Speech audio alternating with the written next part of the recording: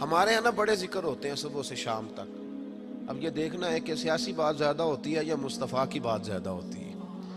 اب ہم نے تھوڑی تفصیل کرنی ہے کہ ہم روزی روٹی کی بات زیادہ کرتے ہیں یا اپنے نبی کی بات زیادہ کرتے ہیں.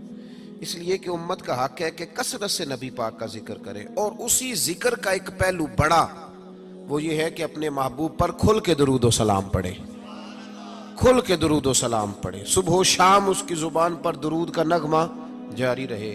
اور حضور کا یہ حق ہے امت پر کہ امت اپنے نبی کی فرما برداری کرے، امت اپنے رسول کی فرما برداری کرے، اتباع کرے، اطاعت کرے، حضور علیہ السلام کے نقش قدم چلے. اور پھر 5ویں نمبر پر امت کی ذمہ داری ہے کہ امت نبی پاک کے دین کی تبلیغ کرے. دین کی مسواک کرنا سنت ہے نا جی، پتھر کھانا بھی سنت ہے، پتھر کھانا بھی یہ بھی سنت ہے. نبی پاک صلی اللہ تعالیٰ علیہ وآلہ وسلم کی محفل میلاد میں ذکر مصطفیٰ کرنا بھی سنت ہے. اچھا پھر مزے کی بات دیکھیں، اشتہار لگانا جو ہے نا، اشتہار یہ تو بدعت حسنہ ہے. اور دروازہ کھٹکھٹا کے کسی کو محفل کی دعوت دینا، یہ میرے محبوب علیہ السلام کی عین سنت سے ثابت ہے.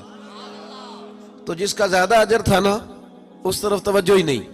دروازہ کھٹکھٹا کے کہ بھائی آج محفل ہے، یہ وہ سنت ہے جو میرے محبوب نے طائف جا کے ادا کی تھی. لوگ کہتے ہیں بڑا خرچہ کیا. بھائی کیا خرچہ کیا ہے؟ کہتے ہیں میں 26,000 دے اشتہار چھاپے. بھائی سب سے زیادہ ضروری کام، بہت سارے ایسے بد مذہب ہیں، ان کے بڑے بڑے ایسے مبلغ ہیں جن کا آپ نے کبھی اشتہار نہیں دیکھا ہوگا، مجمع ہزاروں میں، اس لیے کہ وہ ان کا ہر بندہ اشتہار بن جاتا ہے، ہر بندہ. تو یاد رکھے نبی کریم صلی اللہ علیہ وسلم کا یہ حق ہے کہ امت محبوب کا ذکر کرے، تذکرہ کرے، دین کی تبلیغ کرے. اور حضور کے دشمنوں کے ساتھ بغض رکھنا یہ بھی نبی پاک کا حق ہے. ایسا نہیں ہو سکتا کہ ایک بندہ حضور کی بے ادبی کرے، توہین کرے، محبوب کے نواسوں کو باغی کہے، حضور علیہ الصلوۃ والسلام کے صحابہ کو برا کہے اور ہمارا یار بن جائے. یہ حضور کا حق ہے کہ ہم نبی پاک کے دشمنوں کے ساتھ اپنے دل کے اندر کجی رکھیں، ان سے بچیں. میری باتوں کی سمجھ آ رہی ہے میرے بھائیوں؟ یہ حقوق ہیں جو ہم نے نبی پاک علیہ السلام کے حق ادا کرنے، اور جس سے محبوب کو محبت ہے اس سے محبت کرنا بھی ہماری ذمہ داری ہے. حضرت مجدد الفسانی رحمۃ اللہ علیہ فرماتے ہیں کہ میں نا گھر میں ختم شریف پڑھتا تھا، اصالہ ثواب کرتا تھا، تو میں بہت سارے صحابہ کا نام لیتا، اہل بیت کا نام لیتا، اصالہ ثواب کرتا، صرف سیدہ عائشہ کا نام نہیں لیتا تھا. تو کہتے ہیں مجھے نبی پاک صلی اللہ علیہ وسلم خواب میں ملے اور سرکار نے فرمایا شیخ احمد تجھے پتہ ہے نا میں اکثر کھانا عائشہ کے دسترخوان پہ کھاتا ہوں، تو اس کا ذکر ہی نہیں کرتا. تو ہر اس شخص سے جس سے محبوب نے محبت کی، ہر اس شخص سے محبت کرنا یہ نبی پاک کے حقوق میں شامل ہے. سب سے پہلی بات یہ کہ امت محبوب پہ ایمان لائے. کس طرح ایمان لائے؟ کہ جو حضور کہہ دے امت سمجھ جائے کہ اسی میں میری بہتری ہے، امت مان جائے آنکھیں بند کر کے. غیر مشروط اطاعت ہے ہی صرف نبی پاک کی، اس میں کوئی شرط نہ لگائے، مانے اور دل سے مانے. یہ نہ کہے کہ یہ کیسے ہو سکتا ہے مولوی صاحب آپ کہہ تو صحیح رہے ہیں پر دنیا بڑی دور چلی گئی ہے، وہ دنیا داری بھی کرنی پڑتی ہے. اس میں گنجائش تلاش نہ کرے. جو حضور کہہ دیں اس پہ ایمان لے آئے، جو نبی پاک فرما دے اس پر ایمان لے آئے. نبی پاک صلی اللہ علیہ وسلم مکے سے ہجرت کر کے مدینے تشریف لا رہے تھے. حضرت ابو بکر صدیق ساتھ تھے. ابو جہل نے اعلان کیا کہ جو محبوب علیہ السلام کو معاذ اللہ گرفتار کرے گا 100 سرخ اونٹ ملیں گے. اور بھی بہت سارے لوگ آئے، سراقہ بن مالک بھی گھوڑا لے کے آئے. حضور تک پہنچ گئے. نبی پاک علیہ السلام کا اختیار زمینوں پہ بھی چلتا ہے، آسمانوں پہ بھی چلتا ہے. سرکار دو عالم صلی اللہ تعالی وسلم کو گرفتار کرنے لگے تو حضور نے زمین کو حکم دیا. زمین نے سراقہ بن مالک کے گھوڑے کی ٹانگیں پکڑ لی. گھوڑا اندر دھسنے لگا تو سراقہ کہتے ہیں میرے اندر سے آواز آئی یہ اللہ کے سچے نبی ہیں، لیکن ابھی میں پورا مانا نہیں. کہتے ہیں میں نے عرض کی کہ حضور مجھے معاف کر دیں، تو معاف کرنا تو میرے محبوب کا طریقہ ہے نا. کہتے ہیں معافی مانگی تو محبوب نے اسی وقت فرمایا جا تجھے معاف کیا. سراقہ کہتے ہیں میں نے پھر جرت کی، پھر بڑھنے لگا، پھر زمین نے میرے گھوڑے کو پکڑ لیا، ٹانگیں اندر دھسنے لگی. البدایہ والنہایہ اٹھا کر کے دیکھیے محبوب پاک سید عالم صلی اللہ علیہ وسلم نے دوسری دفعہ جب زمین میں اس کا گھوڑا دھسنے لگا تو پھر عرض کرنے لگے حضور معاف کر دیں. فرمایا جا تجھے معاف کیا. سراقہ کہتے ہیں آواز اندر سے آئی پر ابھی میں پورا مانا. آواز تو ہمارے اندر سے بھی روز آتی ہے کہ بدل جانا چاہیے, ہمیں دین کی طرف آ جانا چاہیے, پر ہم بھی تجربے کرتے رہتے ہیں. اللہ ماشاءاللہ. کہتے ہیں 3 دفعہ ایسا ہوا, 3 دفعہ نبی پاک نے معاف کیا, پھر میرے اندر سے آواز آئی کہ یہ اللہ کے سچے رسول ہیں. جب تیسری دفعہ معاف کیا تو محبوب مسکرانے لگے. ایک کسرا کا بادشاہ تھا, توجہ ہے میری بات پر, کسرا کا ایک بادشاہ تھا تو ہاتھوں میں کنگن پہنتا تھا, موٹے موٹے سونے کے کنگن. وہ جب بات کرتا نا تو کنگن ہلتے, جس طرح ہمارے حکمرانوں کے بڑے للے تللے نہیں. آپ کا ایک ایسا وزیر اعظم گزرا ہے جو دلی سے کپڑے خریدتا تھا اور آسٹریلیا سے سلوایا کرتا تھا. یہ غریب قوم کے حکمران ہیں. چلے خیر, ان کی میں کیا بات کروں. اب تو پیروں کی گاڑی بھی 1.5 کروڑ کی آتی ہے, ان کی میں کیا بات کروں. اب تو لوگوں کو فقر کا درس ہے. دنیا کو کہتے ہیں فقیر ہوتے جاؤ, خود امیر ہوتے جاتے. اب تو یہاں بھی حال بڑا اللہ ماشاءاللہ عجیب ہے. اس طرف کیا جاؤں, یہاں بھی رونا بڑا سخت ہے. غریب سادہ تو رو رو کے ہو گیا تائب, کاش اس پیر مغاں کو بھی مل جاتی توبہ کی توفیق. اور اقبال نے کہا یہ نذرانہ نہیں, یہ سود ہے پیران حرم کا, جو لگایا ہوا ہے ٹیکس. آئے ہو تو کیا لے کے آئے ہو, آمدام برسر مطلب.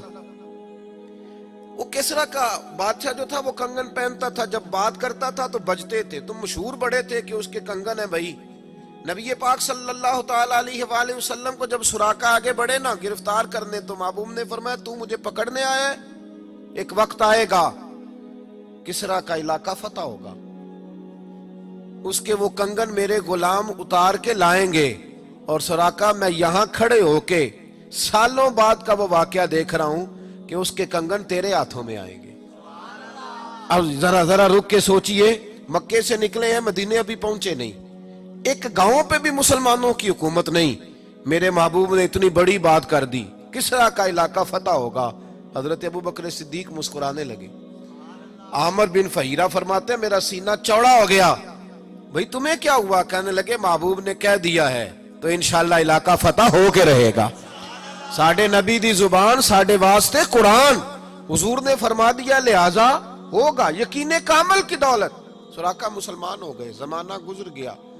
محبوب علیہ السلام نے وصال ظاہری فرمایا, حضرت ابوبکر صدیق کا دور آیا, پھر حضرت عمر کا زمانہ آیا.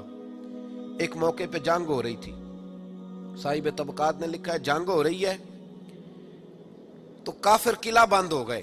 بڑے بڑے قلعے ہوتے تھے, آپ نے دیکھے ہوں گے پرانے قلعے, چھوٹی اینٹ کے بنے ہوتے تھے, لکڑی کا دروازہ ہوتا تھا بہت بڑا. اور دفاعی جنگ جب لوگ کرتے تھے نا دفاعی محاذ پہ, تو 2-3 مہینے کا راشن لے کے لوگ اندر بند ہو جاتے تھے. میری باتوں کی سمجھ آ رہی ہے میرے بھائیوں کو؟ اندر بند ہو جاتے تھے. کافر قلعہ بند ہو گئے. حضرت سعد بن ابی وقاص رضی اللہ تعالیٰ عنہ کی قیادت میں جہاد ہو رہا تھا. اب کافر نہ باہر آتے ہیں, باہر آئیں لڑائی ہو تو پتہ چلے نہ ہارا کون جیتا کون. اب وہ اندر بند ہیں, باہر ہی نہیں نکلتے, اور مسلمان اندر جا نہیں سکتے. قلعے کی دیواریں بڑی اونچی ہیں. ایک منجنیق ہوتی تھی گلیل کی طرز پہ بنی, اس میں رکھ کے نا بڑے بڑے پتھر تو اندر پھینکے جاتے تھے. پتہ ہے آپ کو منجنیق کیسے ہوتی تھی؟ وہ 2 بڑے بانس رکھ کے نا اوپر, تو اس کو گلیل کی طرز کی بنایا جاتا تھا, رسی ڈال کے نیچے اس کے پتھر رکھ کے 2 آدمی پہلے یوں دوڑے جاتے تھے, پھر چھوڑا جاتا تھا تو پتھر جا کے لگتا تھا. تو صحابہ نے مشورہ کیا کہ اندر پتھر پھینکتے. پھر ایک صحابی کہنے لگے یار اندر پتھر پھینکیں گے وہ پتہ نہیں کہاں ہیں, انہیں لگے کہ نہ لگے. حضرت سراقہ بن مالک بھی تھے, کہنے لگے پتھر نہ پھینکو, منجنیق میں رکھ کے مجھے اندر پھینکو, میں اندر سے جا کے دروازہ کھولتا ہوں. اور ان کو پکڑ لیتے ہیں. انہوں نے کہا جناب کوئی سمجھداری والی بات کریں. آپ کدھر نکل گئے؟ پہلی بات تو یہ ہے کہ جب ہم آپ کو اندر پھینکیں گے تو آپ اس قدر تیزی سے گریں گے کہ آپ کی ہڈی پسلی کوئی نہیں بچے گی, اور اگر آپ زندہ بچ بھی گئے تو یہودی آپ کو چھوڑیں گے نہیں. جناب سراقہ کہنے لگے تم اس طرح کرو, میری پرواہ نہ کرو, مجھے پھینکو, مجھے کچھ بھی نہیں ہوگا, میں زندہ دروازہ کھول لوں گا. اور تمہیں دکھا بابا جی رات سے پردہ تو ہٹائیں, فرمایا وہ بعد میں بتاؤں گا, پہلے پھینکو تو صحیح. زبردستی کا پھینکو, ڈالا اندر منجنیق کے اندر, پھینکا. تھوڑی دیر گزری تو حضرت سراقہ دروازہ کھول کے باہر آ گئے. فرمانے لگے لو بھائی مجھے تو کچھ بھی نہیں ہوا, کپڑے جھاڑ رہا ہوں, کوئی شے نہیں. باہر آئے, جنگ ہوئی, فتح ہوئی. اب صحابہ ان کے گرد بیٹھ گئے, کہنے لگے سراقہ وہ کرامت کیا ہے؟ وہ کون سا نسخہ ہے جس سے آپ زندہ آ گئے؟ تو جناب سراقہ رونے لگے، فرمانے لگے نسخہ کوئی بھی نہیں، میرا ایمان بڑا مضبوط ہے، میرا اپنے نبی پہ ایمان بڑا مضبوط ہے۔ میرے رسول پاک نے فرمایا تھا تیرے ہاتھوں میں کسرا کے کنگن آئیں گے، فرمایا ابھی کنگن نہیں آئے، اور جب تک میرے ہاتھوں میں کنگن نہیں آتے جناب اسرائیل بھی کوئی نہیں آئیں گے۔